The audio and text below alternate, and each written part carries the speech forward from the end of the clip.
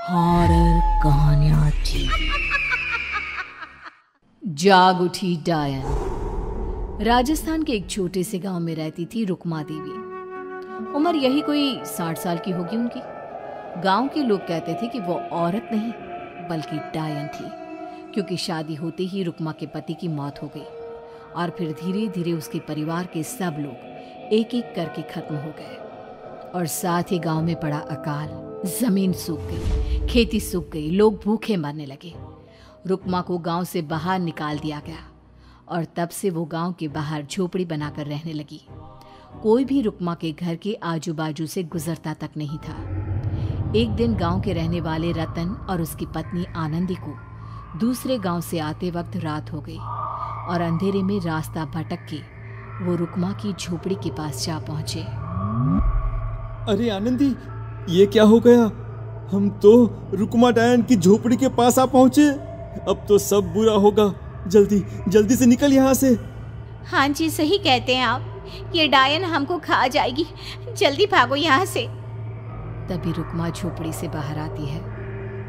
अरे रुको, तुम लोग यहाँ मेरी झोपड़ी में आराम कर लो और देखो, इस रास्ते पर आगे मत जाना। हाँ हाँ, हमें आगे जाने से इसलिए रोक रही है ना, ताकि हमें मार डाले तू। अरे ना ना, मैं तो तुम्हारी जान बचाना चाहती हूँ, मेरी बात तो सुनो। डर की वजह से आनंदी और रतन वहां से भाग जाते हैं, लेकिन फिर अगले दिन गांव में खबर फैलती है कि रतन और आनंदी ने अपने घर में फांसी लगाकर आत्महत्या कर ली। वजह क्या थी किसी की समझ में नहीं आया। अगले दिन गांव में जोर का तूफान आया और भयानक तरीके से किसी के रोने की आवाज गूंजने लगी। अरे भाई, लगता है उस डायन रुक्मा ने गांव पे काला जादू कर दिया है। हाँ भाई, मुझे भी ऐसा ही लग रहा है। लगता है कल आनंदी और रतन मर गए। लगता है ये उसी का किया धरा है। हमें सरपंच के पास चलना चाहिए। वो दोनों आदमी सरपंच के घर पहुंचते हैं। अरे, तुम इस वक्त यहाँ पर क्यों आए हो? जानते नहीं बाहर क्या हो रहा है? कितनी डरावनी आवाज गांव में गूंज रही है। बस मालिक, किसी तरह आ गए। पूरे गांव वालों की जिंदगी का सवाल है। अरे मालिक, ऐसे तो सब एक एक करके मर जाएंगे। तो क्या चाहते हो? क्या किया जाए? मालिक, हमें रुक्मा को मारना होगा। अरे जब तक वो डायन गांव में जिंदा रहेगी तब तक गांव में ये सब होता ही रहेगा। शायद ठीक कह रहे हो तुम लोग, मगर ये काम करेगा कौन? मालिक, अगर आप कहे तो हम दोनों मिलके इस काम को अंजाम दे दे। बस आपको हमें यकीन दिलाना होगा कि हम पकड़े नहीं जाएंगे।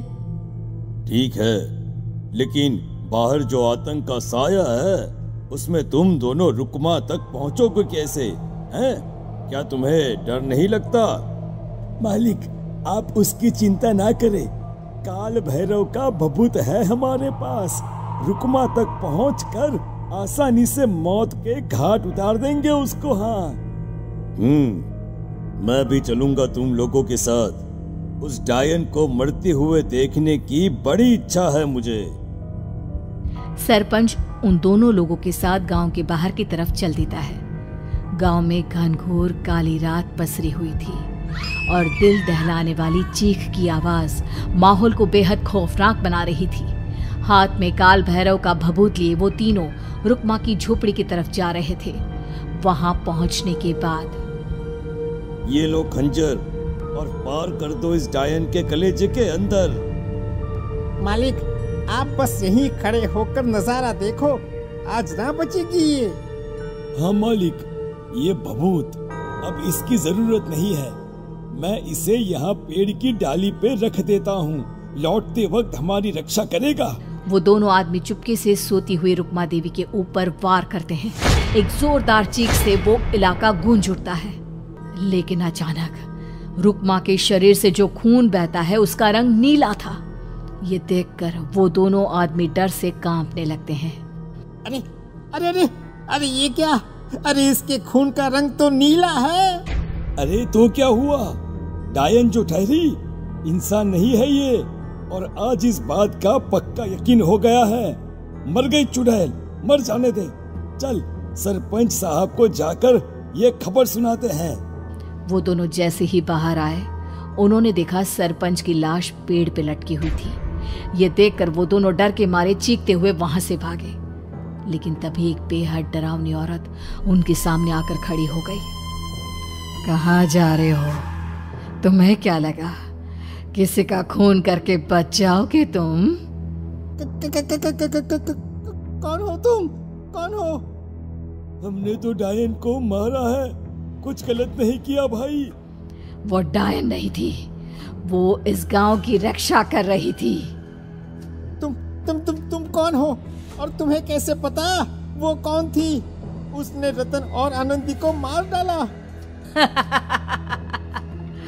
रतन और आनंदी को मना किया था रुक्मा ने इस रास्ते से आगे जाने से, पर वही दोनों माने नहीं, और उन दोनों ने मुझे देख लिया था, इसलिए उनका मरना तो तय था। क्या मतलब तूने मारा था? और हम समझ रहे थे कि रुक्मा ये सब कर रही है। अरे वो तो मेरे कब्जे में थी, रोज अपने खून का चढ़ावा देकर इस गांव को बचा रही थी, तभी तो उसका खून नीला पड़ गया था। लेकिन तुमने तो उसे मारकर मेरा काम आसान कर दिया। अरे नहीं नहीं, हम नहीं मानते कि ये सच है। नहीं मानते तो बताओ सरपंच कैसे मरा फिर? क्योंकि उस वक्त तो तुम लोग रुक्मा को मार रहे थे ना, जवाब दो। हाँ बात तो सही है, इसका मतलब इसका मतलब अब तुम लोगों ने अपनी मौत को खुद दावत दी है, क्योंकि जो तुम लोगों को बचाने की कोशिश कर रही थी वो तो अब रही नहीं। अरे लेकिन कौन है वो जो हम लोगों को मारना चाहता है? आत्मा, रुक्मा के घर वालों की आत्मा। वो लोग कोई आम आदमी नहीं, खूनी भेड़िए थे, और रुक्मा ने उनका ये राज जान लिया था। रुक्मा के अंदर शक्तियां थी जिसके चलते उसने उन सबको खत्म कर दिया। क्या? अरे लेकिन पूरा गांव तो समझ रहा था कि रुक्मा अपने घर वालों को खा गई। खा रुक्मा नहीं, मैं आ गई। क्योंकि असली डायन मैं हूं, और अब कोई नहीं बचेगा इस गांव में, कोई नहीं। भागो तुम दोनों।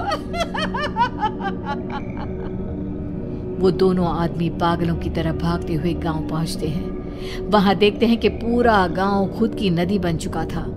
हर तरफ लाशें ही लाशें पड़ी थी, और रुक्मा के मरे हुए घर वाले उन लाशों को खा रहे थे। कुछ देर के बाद उन दोनों का भी वही हाल हुआ।